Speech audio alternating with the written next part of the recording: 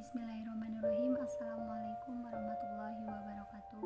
Perkenalkan, nama saya Sabrina dengan NPM 1811010110. Di sini saya akan menjelaskan sedikit tentang konsep dasar perencanaan pembelajaran berkenaan tentang pengertian dan ruang lingkup perencanaan pembelajaran serta rambu-rambu desain pembelajaran. Nah, perencanaan merupakan sebuah rancangan atau persiapan yang dilakukan sebelum melaksanakan sesuatu. Nah, perencanaan pembelajaran adalah merupakan sebuah rancangan atau persiapan yang dilakukan oleh seorang guru sebelum melaksanakan proses belajar mengajar di kelas dengan tujuan agar pembelajaran kegiatan belajar mengajar lebih efektif dan efisien sesuai dengan tuntunan kebutuhan siswa-siswinya atau masyarakat. Nah, proses pembelajaran ini sangat penting dilakukan proses belajar mengajar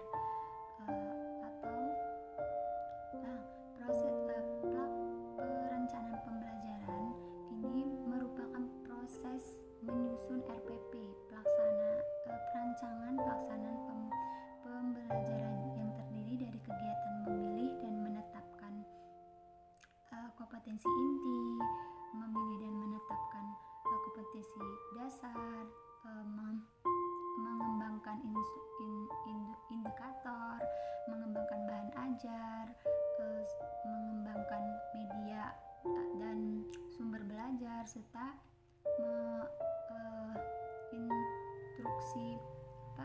instrumen penilaiannya dikembangkan lagi. Nah, serta adanya konsep perencanaan pembelajaran dilihat dari sudut pandang, itu adanya perencanaan pembelajaran sebagai teknologi, sebagai suatu sistem, sebagai disiplin, sebagai sains, sebagai sebuah proses, sebagai sebuah realitas. Selain itu terdapatnya komponen-komponen organisasi instruksional, yaitu instrukturnya dalam belajar, yaitu adanya tujuan pembelajaran, materi pembelajaran, metode pembelajaran, langkah-langkah interaksi pembelajaran, sumber belajar, serta adanya evaluasi pembelajaran.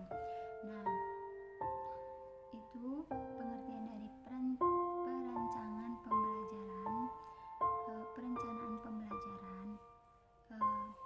Jadi perencanaan pembelajaran itu sangat penting dilakukan sebelum melaksanakan sebuah kegiatan belajar mengajar. Nah, yang kedua yaitu rambu-rambu desain pembelajaran. Nah, bicara tentang desain pembelajaran dan perencanaan pembelajaran ini sangat berbeda, tetapi dia sangat berbeda.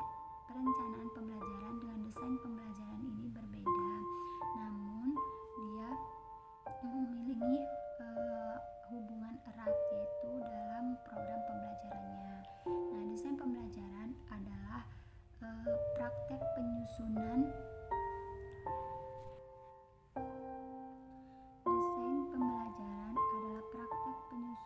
media, teknologi, komunikasi, dan isi untuk membantu agar dapat transfer pengetahuan itu secara efektif antara guru dan peserta didiknya. Maka perlu adanya desain pembelajaran. Desain pembelajaran dapat dipakai dalam beberapa sudut pandang, yaitu misalnya sebagai disiplin, sebagai ilmu, sebagai proses, dan sebagai sistem. Serta dalam rambu-rambu desain pembelajaran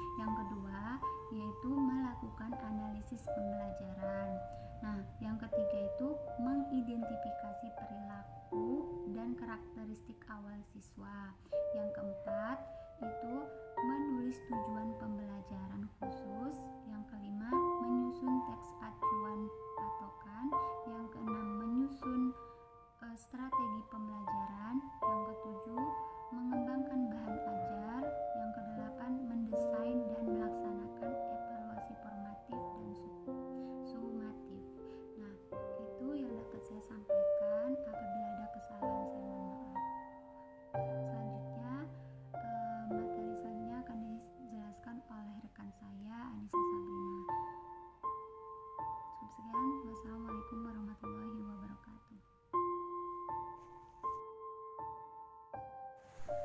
Bismillahirrahmanirrahim. Assalamualaikum warahmatullahi wabarakatuh. Nama saya Anissa Sabrina dengan NPM 1811010173. Di sini saya akan melanjutkan penjelasan dari teman saya. Yang pertama yang akan saya jelaskan yaitu mengenai kinerja guru dalam mendesain pembelajaran. Nah, kinerja guru ini berkaitan dengan tugas perencanaan, pengelolaan pembelajaran, dan penilaian hasil belajar itu sendiri. Guru ataupun dosen adalah seorang desainer dalam pembelajaran. Nah, maka dengan begitu desainer atau perancang pembelajaran itu sendiri adalah orang-orang yang terlibat dalam perencanaan, pengembangan, penerapan, dan evaluasi pembelajaran. Nah, maksud di sini adalah mereka itu perancang pengajarannya, lalu mereka juga seorang pengajar atau pendidiknya itu sendiri, lalu mereka juga ahli di bidang mata pelajarannya, dan mereka juga termasuk dalam penilai yang dimana akan melakukan kegiatan evaluasi akan hasil belajar seorang peserta didik itu sendiri. Nah, oleh karenanya, seorang guru ataupun dosen harus memiliki kinerja yang baik sesuai dengan status dan perannya agar ilmu yang disampaikan kepada peserta didik dapat tersalurkan dengan baik dan benar pula. Berikutnya saya akan menjelaskan mengenai hubungan antara perencanaan pembelajaran dan desain pembelajaran itu sendiri. Nah, yang pertama, perencanaan pembelajaran itu menekankan kepada proses pengembangan suatu kurikulum yang ada di suatu lembaga, sedangkan desain pembelajaran itu lebih menekankan kepada proses perancang program pembelajaran itu sendiri. Maka perencanaan pembelajaran ini adalah kurikulum yang berlaku di suatu lembaga, sedangkan desain pembelajaran itu sendiri adalah seorang peserta didik yang dimana sebagai individu yang akan belajar dan mempelajari bahan pembelajaran itu sendiri. Artinya di sini adalah ketika kita akan menyusun atau mengembangkan sebuah perencanaan pembelajaran, maka perlu mengetahui dulu desain kurikulum itu seperti apa yang sudah ada. Nah, sedangkan jika kita akan menyusun dan mengembangkan sebuah desain pembelajaran pula, maka kita perlu mengetahui cara agar siswa atau peserta didik itu dapat mempelajari suatu bahan pelajaran dengan mudah itu seperti apa. Jadi antara perencanaan pembelajaran dan desain pembelajaran itu saling berkaitan. Kita harus mengetahui dulu apa yang sudah ada dulu, lalu kita akan mengetahui apa langkah selanjutnya yang akan kita lakukan. Lalu berikutnya yaitu saya akan menjelaskan mengenai pentingnya perencanaan pembelajaran. Nah, di sini urgensi atau pentingnya perencanaan pembelajaran itu ada beberapa. Yang saya simpulkan yaitu saya ambil dari makalah kami, itu menunjukkan arah kegiatan itu mau seperti apa, lalu memperkirakan apa yang akan terjadi dalam pembelajarannya, lalu menentukan cara terbaik untuk mencapai tujuan pembelajaran itu seperti apa.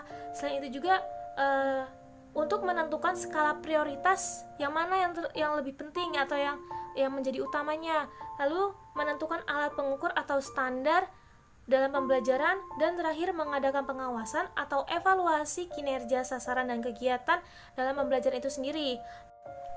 Baik, selanjutnya yaitu di sini saya akan menjelaskan mengenai pentingnya atau urgensi dari desain pembelajaran. Nah, dalam makalah kami mengutip suatu pernyataan dari seorang ahli psikologi pembelajaran dari Johns Hopkins University, yaitu Robert, yang atau dikenal dengan sebutannya namanya Slavin dari nama belakangnya.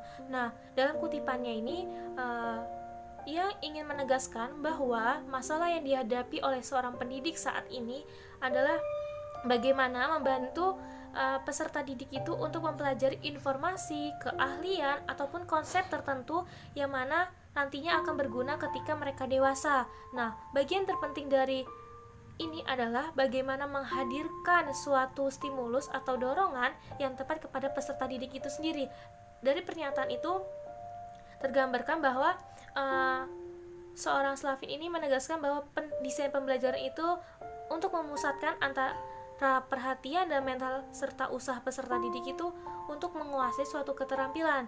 Maka desain pembelajaran ini sangat penting dan menjadi urgensi untuk menghadirkan pembelajaran menjadi lebih baik, menjadi proses dan kegiatan pun menjadi lebih baik, sehingga dapat menstimulus peserta didik untuk secara terlibat aktif dalam pembelajaran itu sendiri dan menguasai apa yang telah disampaikan, apa yang telah didapatnya, baik itu pengetahuan, keterampilan, ataupun sikap tertentu dalam pembelajaran itu sendiri. Selanjutnya, saya akan menjelaskan penjelasan yang terakhir, yaitu mengenai fungsi perencanaan dan desain pembelajaran. Nah, untuk fungsi perencanaan pembelajaran sendiri ini, saya ambil dari penjelasan Sanjaya, yaitu fungsinya ada memiliki kreatif, lalu inovatif, akurasi, komunikatif, prediktif, pencapai tujuan, dan kontrol dalam pembelajaran tentunya.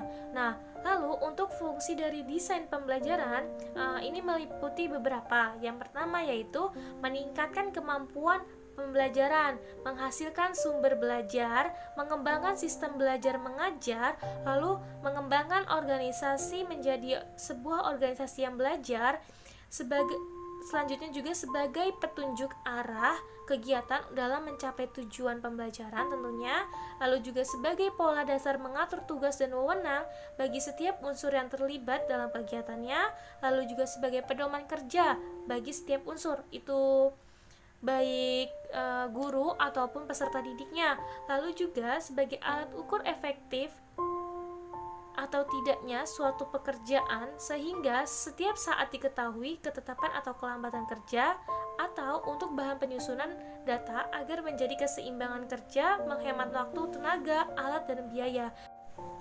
Baiklah, demikian penjelasan dari saya, termasuk dari kelompok kami, kelompok 2. Apabila ada kesalah kata, kami mohon maaf, dan kepada Allah kami mohon ampun. Terima kasih. Wassalamualaikum warahmatullahi wabarakatuh.